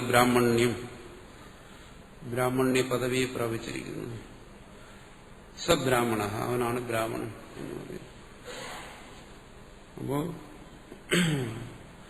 അതങ്ങനെ പ്രത്യേകം എടുത്തു പറയുന്നത് എന്തുകൊണ്ട് ഇവിടെ ആചാര്യൻ അവനാണ് ബ്രാഹ്മണൻ എന്ന് പറയുന്നത്? പ്രാപ്യ സർവജ്ഞതാം കൃഷ്ണാം ബ്രാഹ്മണ്യം എന്ന് എടുത്ത് പ്രത്യേകിച്ച് പറയുന്നതിന്റെ കാരണം ഈ ബ്രാഹ്മണൻ എന്ന് പറയുന്ന ഒരു ജാത്യഭിമാനമാണ് കേവലമായ. അത് കേവലമായൊരു അഭിമാനം മാത്രമാണ്, അല്പമായ അഭിമാനം മാത്രമാണ്. ആ അഭിമാനത്തിന് അല്ല ബ്രാഹ്മണത്വം സ്ഥിതി ചെയ്യുന്നത്. അത് പറയണം. തലയിൽ കുറച്ച് രോമം വളർത്തിയതുകൊണ്ടോ ഒരു ചാക്ക് നൂലെടുത്തിട്ടുണ്ടോ ഒന്നും ഒരുത്തൻ ബ്രാഹ്മണനാകത്തില്ല എന്നുള്ള കാര്യമാണ് ഇവിടെ പറയുന്നത്. അപ്പോൾ അത് രണ്ടും ഇട്ടിട്ട് ബ്രാഹ്മണനാണെന്നുള്ള അഭിമാനത്തോടുകൂടി ഒരുപാട് പേര് ജീവിക്കുന്നുണ്ട് ഈ ലോകത്ത്. അതുകൊണ്ടാണ് ഇവിടെ പറയുന്നത് അതൊന്നുമല്ല ബ്രാഹ്മണ്യം. ബ്രാഹ്മണ്യം എന്ന് പറയുന്നത് സർവജ്ഞതയാണ്. ഏതെങ്കിലും തരത്തിലുള്ള സർവജ്ഞത വേദം പഠിച്ചതുകൊണ്ടും ആകത്തില്ല. വേദമെല്ലാം മൊത്തം മനഃപ്പാഠം പഠിച്ചിരിക്കുന്നു അതുകൊണ്ടും ആകത്തില്ല. ഇനി തപസ് ചെയ്തു അതുകൊണ്ടും ആകത്തില്ല. ബാഹ്യമായ ചിഹ്നങ്ങൾ അണിഞ്ഞു അതുകൊണ്ടും ആകത്തില്ല. പ്രത്യേകിച്ചൊരു കുലത്തിൽ പിറന്നു അതുകൊണ്ടും ബ്രാഹ്മണ്യം പ്രാപിക്കാൻ പറ്റത്തില്ല. ഇതിലൊക്കെയാണ് മനുഷ്യന്റെ അഭിമാനം ഇരിക്കുന്നത്, ദുരഭിമാനങ്ങൾ. ഇതെല്ലാം കൊണ്ട് ഞങ്ങൾ ബ്രാഹ്മണരാണ്, മറ്റുള്ളവരെക്കാൾ ശ്രേഷ്ഠമാണ് എന്ന് കരുതുന്ന ആൾക്കാരുണ്ട്. അവരെ ഉദ്ദേശിച്ച് പറയുകയാണ് ബ്രാഹ്മണ്യം അതല്ല എന്നാണ്. സർവജ്ഞത ബ്രാഹ്മണ്യം അത് ബാഹ്യമായ അടയാളത്തിലൂടെയൊന്നും വെളിപ്പെടുന്നതല്ല, വെളുത്തിരിക്കുന്നതോ കറുത്തിരിക്കുന്നതല്ല, പാണ്ഡിത്യം ഇല്ലാത്തതുമല്ല, വേദം പഠിക്കുന്നതോ പഠിക്കാതിരിക്കുന്നതോ അല്ല, യജ്ഞാദി കർമ്മങ്ങൾ ചെയ്യുന്നതോ ചെയ്യാതിരിക്കുന്നതോ അല്ല, അതൊന്നുമല്ല. മറിച്ച് സർവജ്ഞത, സമസ്താം സർവജ്ഞത, പൂർണ്ണമായ സർവജ്ഞത, ആത്മജ്ഞാനം, ആത്മബോധം. ആത്മബോധത്തെയാണ് ബ്രാഹ്മണനിരിക്കുന്ന ബ്രാഹ്മണ്യം എന്ന് പറയുന്നത്. ബ്രാഹ്മണ്യം പദം സബ്രാഹ്മണ, അവനാണ് ഇവിടെ ബ്രാഹ്മണൻ എന്ന് പറയുന്നത്. അത് ഇവിടെ മാത്രമാണോ പറയുന്നത്? അല്ല. ശ്രുതി പറയുന്നുണ്ടല്ലോ ബ്രാഹ്മണോസ്യ മുഖമാസി, ബ്രാഹ്മണൻ മുഖമായിരുന്നു എന്ന് പറയുമ്പോൾ ക്ഷത്രിയൻ വേറെ ആയിരുന്നു, വൈശ്യൻ വേറെ ആയിരുന്നു, ശൂദ്രൻ വേറെ ആയിരുന്നു എന്നെല്ലാം പറയുമ്പോൾ അവിടെ ബ്രാഹ്മണൻ എന്ന് പറയുന്നത് ഞങ്ങളെയാണല്ലോ എന്നൊക്കെ ചിലത് ഭ്രമിക്കാം. പറയുന്നതല്ല. ശ്രുതിയും പറയുന്നത് എന്താണ്? യേശ നിത്യോ മഹിമ ബ്രാഹ്മണസ്യ ഇത് ശ്രുതി. ശ്രുതിയിലും ബ്രാഹ്മണ പദം ഉപയോഗിച്ചിരിക്കുന്നതിന്റെ താല്പര്യം ഇത് തന്നെ. അല്ല നമ്മൾ ധരിക്കുന്നത് പോലെ അല്ല.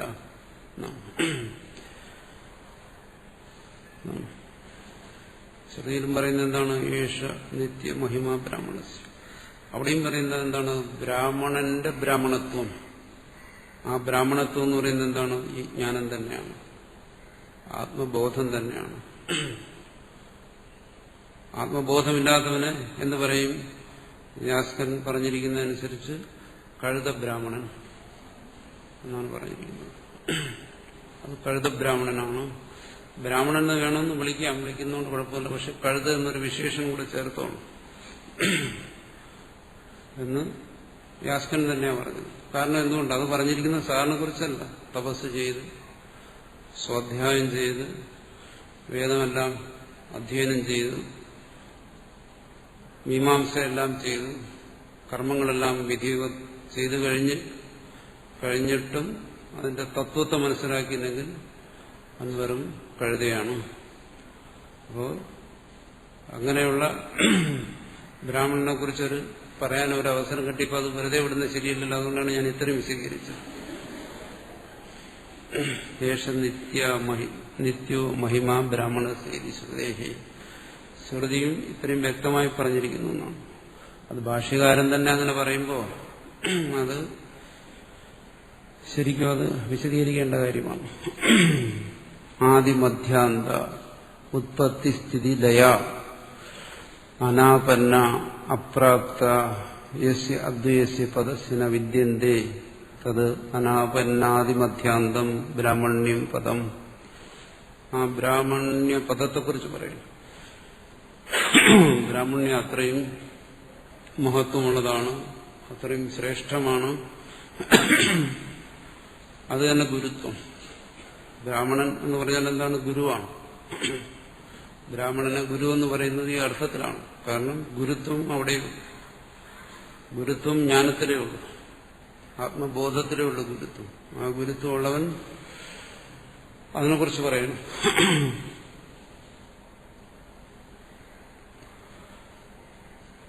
ഇവിടെ കാരികയിൽ പറഞ്ഞു അനാപന്നാദിമധ്യാന്തം. ചിലയിടത്ത് അങ്ങനെ പാഠമുണ്ട് ഭാഷ്യത്തിൽ, ചിലയിടത്തില്ല. അതിനെ വിശദീകരിക്കുന്നു. ആദിമധ്യാന്ത ഉത്പത്തി സ്ഥിതി പ്രളയാഹ അനാപന്നഃ പ്രാപ്താഹ. പ്രത്യേകം എടുത്തു പറയുന്നത് എന്താണ്? നമ്മൾ ഒരുപാട് അറിവ് സമ്പാദിച്ചിട്ട്, പാണ്ഡിത്യം സമ്പാദിച്ചിട്ടൊന്നും ബ്രാഹ്മണനാകാനൊക്കത്തില്ല. ഗുരുവൻ പറയുകയാണ്, അവന്റെ മനസ്സിലൊരു വിചാരമുണ്ട്, എന്താണ്? ഞാൻ ശൂദ്രനാണ് എന്നൊരു വിചാരമുണ്ട്. അതുകൊണ്ട് ബ്രാഹ്മണനാകാൻ വേണ്ടി അവൻ എന്ത് ചെയ്തു? ഒരു നൂലൊക്കെ എടുത്തിട്ട് തലയിൽ കുറച്ച് മുടിയൊക്കെ വളർത്തി വേദം പഠിക്കാൻ തുടങ്ങി. ഇവന്റെ ധാരണ എന്താണ്? ഇത്രയും ചെയ്തു കഴിഞ്ഞാൽ ബ്രാഹ്മണനാകുമെന്നാണ്. ഇല്ല, അതുകൊണ്ടൊന്നും ബ്രാഹ്മണനാകത്തില്ല എന്നർത്ഥം. ഒരു കഴുതയെ കൂടെ സൃഷ്ടിക്കാമെന്നുള്ളതേ ഉള്ളൂ, വിശേഷിച്ചൊന്നും സംഭവിക്കത്തില്ല. ഒരിക്കലും അതൊന്നും ബ്രാഹ്മണ്യത്തിന്റെ അടയാളമല്ല. എന്തുകൊണ്ടാണ്? അങ്ങനെ വേദം പഠിച്ചാലും അവനെന്താണ്? ആദിമധ്യാന്തങ്ങളുള്ള, ഉത്പത്തി സ്ഥിതി നാശങ്ങളുള്ള അറിവിനെ സമ്പാദിക്കുകയാണ്. ഈ അറിവ് കൊണ്ടൊരാളും ബ്രാഹ്മണനാകത്തില്ല എന്നർത്ഥം. വേറൊരു ചോദ്യം വരും. സദാചാരമുള്ളവൻ, സദ്വൃത്തനായിട്ടുള്ളവൻ, അറിവുള്ളവൻ, അങ്ങനെയുള്ളവനെ ബ്രാഹ്മണൻ എന്ന് വിളിച്ചുകൂടെ? വിളിക്കാം. അത് ബ്രാഹ്മണൻ തന്നെയാണ്. പക്ഷെ ഇവിടെ പറയുന്നത് അങ്ങനെയുള്ളവരെ കുറിച്ചല്ല. അതും ബ്രാഹ്മണൻ തന്നെയാണ്. ഇവിടെ പറയുന്നത് ആരാണോ? ആദിമധ്യാന്തങ്ങളായ ഉത്പത്തിസ്ഥിതി ലയങ്ങളുള്ള അറിവുകൾ പ്രാപിക്കാത്തവൻ എന്നർത്ഥം. നമ്മൾ ആർജിക്കുന്ന ഈ അറിവുകളൊന്നും പ്രാപിക്കാത്തവൻ. അതുകൊണ്ട് ശരിയായ ബ്രാഹ്മണത്വം എന്ന് പറയുന്നത് ആർക്കും അഭിമാനിക്കാൻ പറ്റിയ കാര്യമല്ല എന്നർത്ഥം. നമ്മൾ ആർജിക്കുന്ന എല്ലാ അറിവുകളും എന്താണ്? നശിക്കുന്നതാണ്. അപ്പോൾ ഉത്പത്തിസ്ഥിതി ലയങ്ങളുള്ള അറിവുകൾ അനാപന്നാഹ പ്രാപിക്കാത്തവൻ അപ്രാപ്ത അത് പ്രാപിക്കാത്തവൻ യസ്യ പദസ്യ ഏതൊരദ്വയമായ പദത്തിലാണോ ഈ ഉത്പത്തി സ്ഥിതി ലയങ്ങളുള്ള അറിവ് പ്രാപിക്കാത്തത് എന്നർത്ഥം.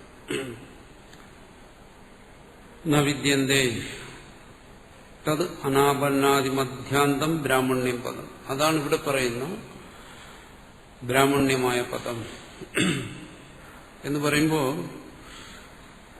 നമ്മൾ അങ്ങനെയൊക്കെ പറഞ്ഞെങ്കിലും ബ്രാഹ്മണ്യത്തിന്റെ ഏറ്റവും പരമമായ ഒരവസ്ഥയെക്കുറിച്ചാണ് ഇവിടെ പറയുന്നത്. ആ അവസ്ഥയിലാണ് ബാക്കിയുള്ള ബ്രാഹ്മണത്വത്തെയൊക്കെ നിഷേധിക്കുന്നത്. എന്ന് പറഞ്ഞ് ബാക്കിയുള്ള ബ്രാഹ്മണത്വങ്ങൾ ഇല്ലെന്നല്ല പറയുന്നു.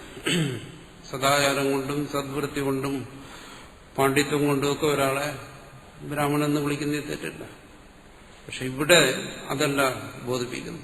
ഇവിടെ പറയുന്നത് ആദിമധ്യാന്തങ്ങളില്ലാത്ത ഉത്പത്തിസ്ഥിതി ലയങ്ങളില്ലാത്ത അറിവ്, അല്ലെങ്കിൽ അങ്ങനെയുള്ള അറിവ് പ്രാപിക്കാത്തവൻ, ആദിമധ്യാന്തങ്ങളുള്ള അറിവ് പ്രാപിക്കാത്തവൻ, ആർജിതമായ അറിവില്ലാത്തവൻ, ആദിമധ്യാന്തരഹിതമായ അറിവ് ഉള്ളവനെന്ന് പറഞ്ഞാൽ എന്താണ്?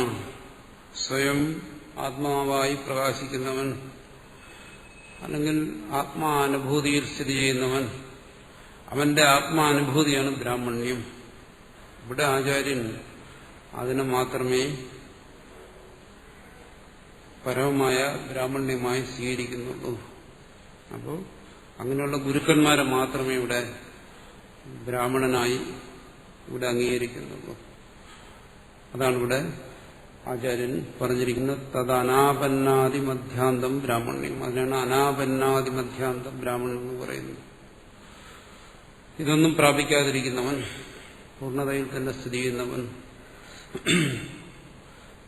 തദൈവ പ്രാപ്യ ലബ്ധ്വ, ആ ബ്രാഹ്മണ്യത്തെ പ്രാപിച്ചിട്ട് കിമതഃ പരം അസ്മാദാത്മലാഭ ഊർധ്വമീഹത്തെ ചേഷ്ടത്തെ നിഷ്പ്രയോജനം എന്നർത്ഥം.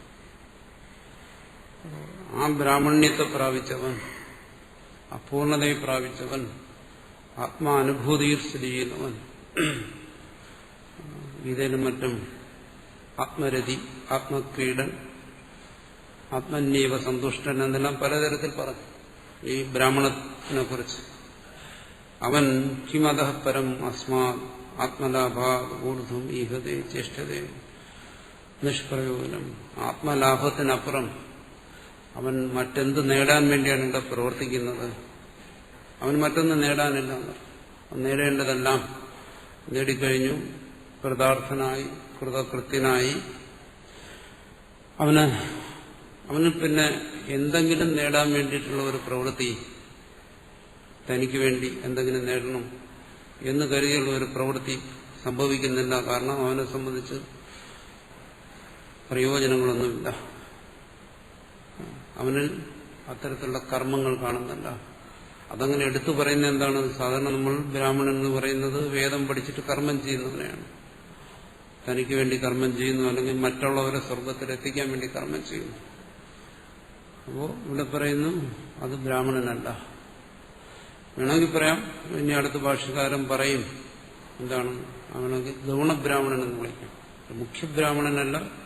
കാരണം അയാൾ കഷ്ടപ്പെട്ട് വേദം പഠിച്ചു, കഷ്ടപ്പെട്ട് മറ്റുള്ളവരെ സ്വർഗത്തിലാക്കാൻ വേണ്ടിയിട്ട് തീയും പുകയും ഒക്കെ കൊള്ളുന്നുണ്ട്. അപ്പൊ ആ പ്രയത്നത്തിനൊരു പ്രതിഫലം കൊടുക്കണമല്ലോ. അതുകൊണ്ട് വേണമെങ്കിൽ ഗൗണബ്രാഹ്മണൻ എന്ന് വേണമെങ്കിൽ പറയാം. പക്ഷെ അത് മുഖ്യബ്രാഹ്മണനല്ല എന്ന് ഭാഷകാരൻ തന്നെ ഇനി പറയും. എന്തുകൊണ്ട്? നൈവത്തസ്യ കൃതേനാർത്ഥ നാ കൃതേനേഹ കശന. ഗീത ഒന്നാണ്. അവന് കർമ്മം ചെയ്യുന്നതുകൊണ്ട് പ്രത്യേകിച്ചൊന്നും നേടാനില്ല.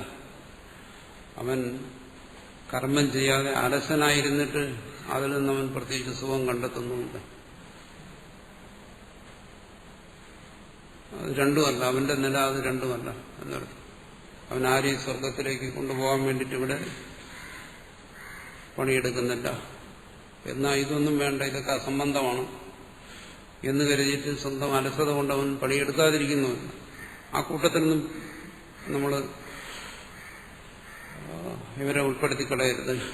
ഇപ്പോൾ ആത്മജ്ഞാനി കർമ്മം ചെയ്യുമോ, കർമ്മം ചെയ്യാതിരിക്കുമോ? ആത്മജ്ഞാനി കർമ്മം ചെയ്യുമെങ്കിൽ ഞാനും ചെയ്യും, എന്തുകൊണ്ട് എനിക്ക് ചെയ്തുകൂടാ? അല്ല, ആത്മജ്ഞാനി കർമ്മമൊന്നും ചെയ്യുന്നില്ല, അങ്ങനെയാണെങ്കിൽ ഞാനും ഒന്നും ചെയ്യുന്നില്ല എന്ന് ഉള്ള ധാരണകൾക്കൊന്നും വേണ്ടിയല്ല ഇത് പറയുന്നത്.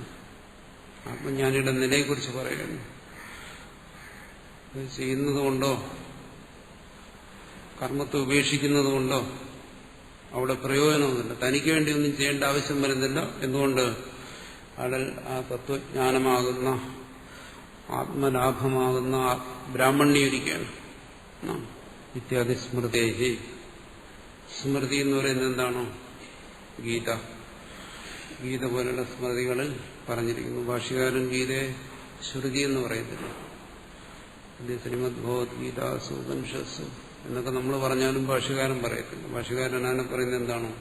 ഇത് സ്മൃതേഹി എന്ന് പറയും. തൊട്ടുമുമ്പ് പറഞ്ഞു എന്താണ്? യേശോ നിത്യോ മഹിമ ബ്രാഹ്മണസ്യ ഇത് ശ്രുതേഹി. അത് ശ്രുതിയാണ്, ഇത് സ്മൃതിയാണ്. രണ്ടിനെ രണ്ടായിട്ടേ കാണും. എന്നാലും സ്മൃതിയെ നമുക്ക് ശ്രുതി എന്ന് പറയുന്നത് എന്തുകൊണ്ട്? അതിൽ ആ ശ്രുതിയുടെ താല്പര്യങ്ങൾ ഉള്ളതുകൊണ്ട്. എങ്ങനെയാണ് ഗുരുക്കന്മാരുടെ ഉപദേശങ്ങൾ നമ്മൾ ശ്രുതി എന്ന് പറയുന്നത്? എന്തുകൊണ്ട്? വാസ്തവത്തിൽ അത് ശ്രുതിയല്ല. ശ്രുതി എന്ന് പറഞ്ഞാൽ എന്താണ്? അക്ഷരവിന്യാസം, അക്ഷരക്രമം വരണം, എന്നാലേ അതിനെ ശ്രുതി എന്ന് അംഗീകരിക്കും. എന്നാലും ശ്രുതിയുടെ താല്പര്യം ഉൾക്കൊള്ളുന്നതുകൊണ്ട് അതിനെ ശ്രുതി എന്ന് പറയുന്നു. അതുപോലെ വേണമെങ്കിൽ സ്മൃതേഹി എന്ന് പറയുന്നതിന് പകരം ശ്രുതി എന്നും പറയും. പക്ഷെ സാങ്കേതികമായി അത് ശരിയല്ല. അതുകൊണ്ട് പറഞ്ഞിരിക്കുന്നു ഇത്യാദി സ്മൃതേഹി എന്ന് ഗീതയിലും പറഞ്ഞിരിക്കുന്നു. അതുകൊണ്ട് ഇത് പ്രത്യേകിച്ച് ഇവിടെ ഈ ഭാഗം പറയുന്നത് കേവലം ബ്രാഹ്മണാഭിമാനം കൊണ്ട് വേദങ്ങളും മറ്റും പഠിച്ച് മറ്റുള്ളവരെ സ്വർഗത്തിൽ അയക്കാൻ വേണ്ടി കർമ്മം ചെയ്തുകൊണ്ടിരിക്കുന്നവരെ നിരുത്സാഹപ്പെടുത്താൻ വേണ്ടിയിട്ടാണ്. അതല്ല പരമാർത്ഥം. പരമാർത്ഥം ബോധിച്ചിട്ട് കൃതകൃത്യനായിത്തീരണം. പിന്നെ തനിക്ക് വേണ്ടിയോ മറ്റുള്ളവർക്ക് വേണ്ടിയോ ഇങ്ങനെ കാമനകൾ നിറഞ്ഞ കർമ്മങ്ങളൊന്നും ചെയ്യേണ്ട ആവശ്യമില്ല. പിന്നെ അവരുടെ കർമ്മങ്ങൾ അത് ലോകസംഗ്രഹപരമാണ്. അതെല്ലാം ഗീതയിൽ നമ്മൾ ചർച്ച ചെയ്തതാണ്. അതെല്ലാം പിന്നീട് വരുന്ന കാര്യങ്ങൾ. ഇവിടെ ആ ബ്രാഹ്മണ്യം എന്താണ് എന്നുള്ള കാര്യത്തെ ഇവിടെ വിശദീകരിച്ചിരിക്കുന്നു. പ്രാപ്യ സർവജ്ഞതാം കൃഷ്ണാം ബ്രാഹ്മണ്യം വദം അദ്വയം അനാപന്നാദിമധ്യാന്തം കിമതഃ പരം ഈഹതേ.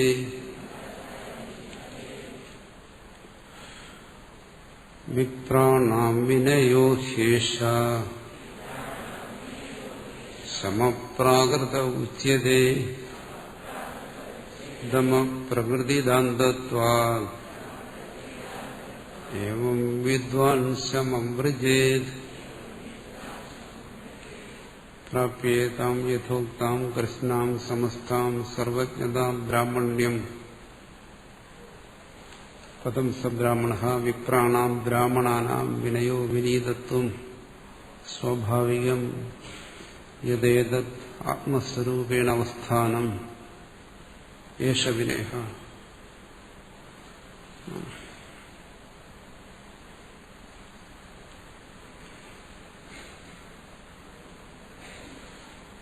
എന്താണ് വിനയം എന്നിവിടെ പറയുകയാണ്. എന്താണ് ബ്രാഹ്മണ്യം എന്ന് പറഞ്ഞതുപോലെ. അപ്പോൾ ഇതിനെല്ലാം രണ്ട് തലങ്ങളുണ്ട്. അത് അംഗീകരിച്ചുകൊണ്ട് തന്നെയാണ് പറയുന്നത്. പറഞ്ഞല്ലോ, സദാചാരവും സദ്വർത്തനും ജ്ഞാനവും കൊണ്ട് ഒരാൾ ബ്രാഹ്മണനാകാം. പക്ഷെ അത് പരമമായ ബ്രാഹ്മണ്യമല്ല. പരമമായ ബ്രാഹ്മണ്യം എന്ന് പറയുന്നത് ആത്മബോധത്തിൽ സംഭവിക്കുന്നു. അതുപോലെ വിനയത്തെക്കുറിച്ചും പറയുന്നു. വിപ്രന്റെ വിനയം എന്ന് പറയുന്നത് എന്താണ്? വിനയം വിശേഷണയുള്ള നയം എന്നാണ്. ആ നയത്തിൽ അവന്റെ സർവ്വവ്യവഹാരങ്ങൾ ഉൾപ്പെടും. അപ്പോൾ ഇത് പറയുന്നതിന്റെ ഉദ്ദേശമുണ്ട്. എന്താണ്? ബ്രാഹ്മണാനാം വിനയോ വിനീതത്വം. ആ വിപ്രന്റെ വിനയം എന്ന് പറയുന്നത് എന്താണത്? സ്വാഭാവികം.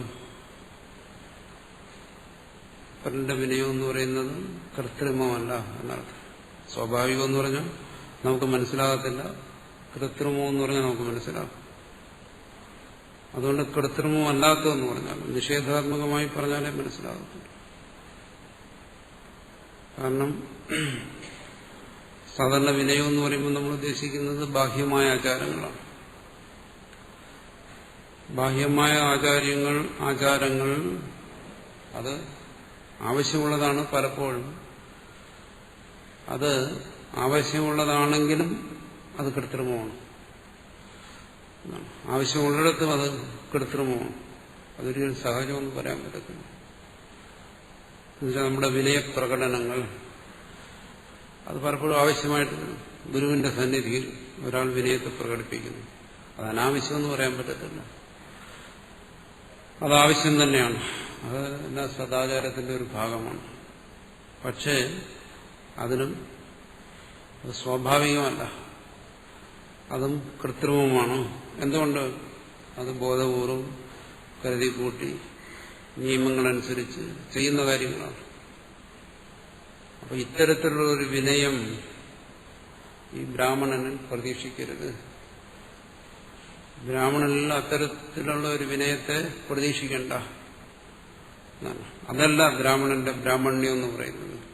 എന്ന് പറയുമ്പോൾ വിനയം എന്നുള്ള ശബ്ദം കൊണ്ട് ഉദ്ദേശിക്കുന്നത് ഈ ലോകത്തിൽ നമ്മൾ നിശ്ചയിച്ചു വച്ചിരിക്കുന്ന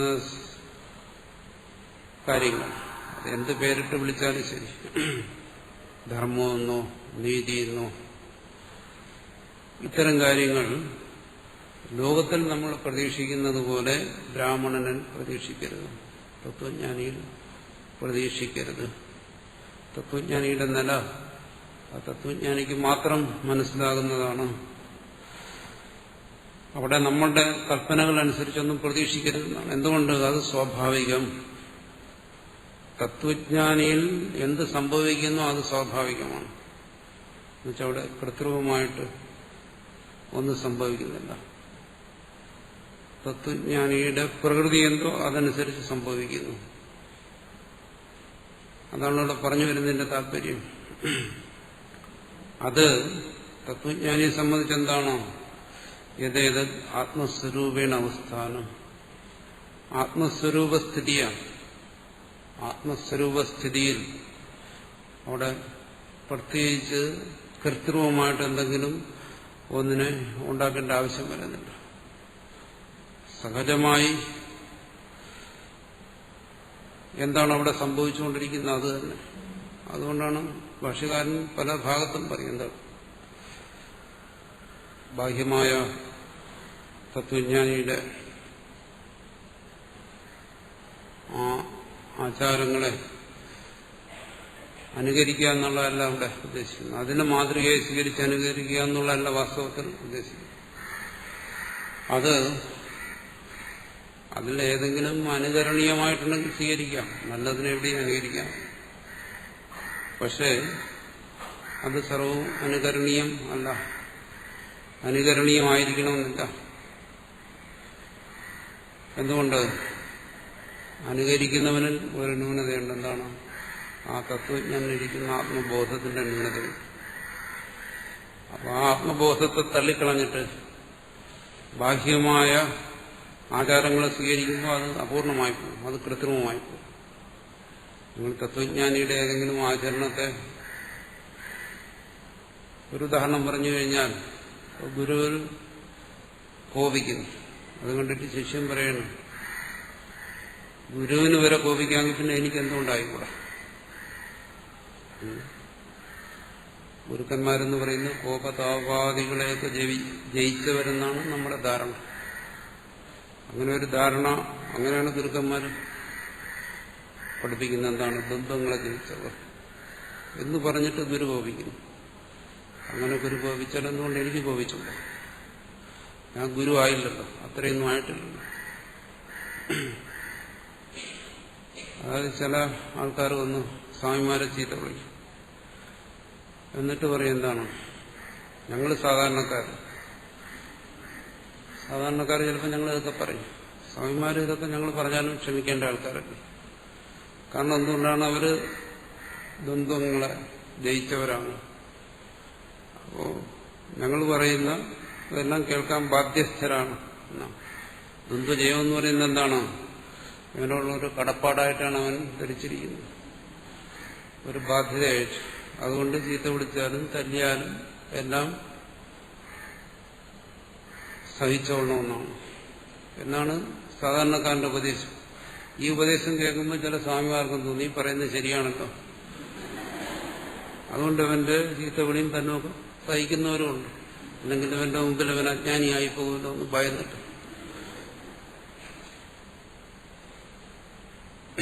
അങ്ങനെ ഒരുപാട് പേർക്ക് അബദ്ധം പറ്റാറുണ്ട്. അപ്പോ ഇവിടെ പറയുന്നത് എന്താണ്? അതല്ല. എന്താണ്? അത് കൃത്രിമമല്ല, സ്വാഭാവികമാണ് തത്വജ്ഞാനിയിൽ സംഭവിക്കുന്നത്. അത് നിന്നിൽ സംഭവിച്ചു കഴിഞ്ഞാൽ എന്താവും? അത് കൃത്രിമമാകും. ഇത് രണ്ടും രണ്ടാണ്. അപ്പോ അതിനെ അനുകരിക്കുകയാണെങ്കിൽ, ഗുരു കോപിച്ചു ഞാനും കോപിച്ചു എന്ന് പറഞ്ഞ് അതിനെ അനുകരിച്ചു കഴിഞ്ഞാൽ, എന്തിനാ അനുകരിക്കുന്നത്? അതിന്റെ എന്താണോ അവിടെ കാമ്പായിരിക്കുന്നത് അതിനെ വിട്ടിട്ട് അതിന്റെ വെറും പുറന്തോടിനെ എടുക്കുകയാണ്. അവിടെ എവിടെ ഇതൊക്കെ സംഭവിക്കുന്നത്? ജ്ഞാനത്തിലാണ് സംഭവിക്കുന്നത്. ഇവിടെ എവിടെ അനുകരിക്കുന്നത്? തന്റെ അജ്ഞാനത്തിൽ, അവിവേകത്തിൽ. ഇത് രണ്ടും ഇങ്ങനെ ഒന്നാകും. ഗുരു കോപിച്ചുകൊണ്ട് തനിക്ക് കോപിക്കാൻ പറ്റും? അതൊരിക്കലും സാധ്യമല്ല. ഇത് ഞാനൊരു ഉദാഹരണമായിട്ട് പറഞ്ഞാണ്. ഇവിടെ പറയുന്നതിന്റെ പരമമായ താല്പര്യം അവിടെയാണ്. എന്താണ്? ആ തത്വജ്ഞനിൽ ഇരിക്കുന്ന ബ്രാഹ്മണ്യം എന്ന് പറയുന്നത് അത് സ്വാഭാവികമാണ്, കൃത്രിമമായി ഉണ്ടാക്കുന്നതല്ല. നമ്മൾ ശമതമാദികൾ ഉണ്ടാക്കുന്നത്, സദാചാരത്തെ ഉണ്ടാക്കുന്നത് എല്ലാം എങ്ങനെ? കൃത്രിമമായിട്ടാണ്. ഇത് രണ്ടാണ്. ആത്മബോധത്തിൽ പ്രകാശിക്കുന്നതും അജ്ഞാനത്തിൽ നേടിയെടുക്കുന്നതും രണ്ടാണ് എന്നാണ് ഇവിടെ പറഞ്ഞു വരുന്നത്. വിപ്രാണാം വിനയോ ഹ്യേഷ ശമപ്രാകൃത ഉച്യത്തെ ദമപ്രകൃതിദാന്തത്വാത് ഏവം വിദ്വാൻ സമം വ്രജേത്.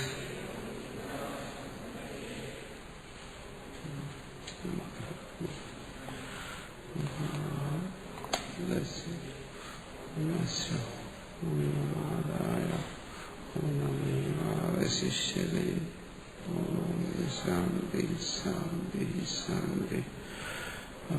ശ്രീ ഗുരുഭ്യോ നമഃ.